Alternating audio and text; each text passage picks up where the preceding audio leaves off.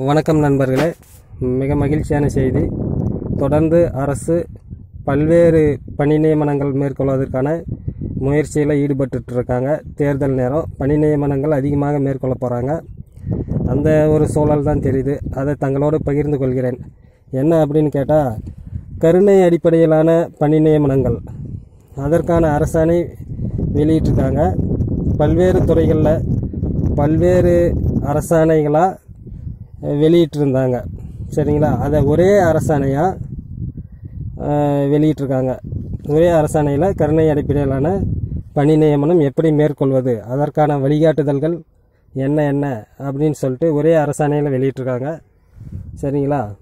அது எப்படி நியமனம் மேற்கொள்ள போகுது, எந்தெந்த சூழலில் அனைத்து துறைகளையும் எப்படி கருணை அடிப்படையில் வழங்குவது தொடர்பான விதிமுறைகளை படிப்படியாக கொடுத்துட்ருக்காங்க.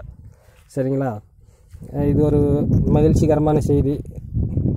கருணை அடிப்படையில் இயலாதவங்களுக்கு கொடுக்கறது. நன்றி நண்பர்களே.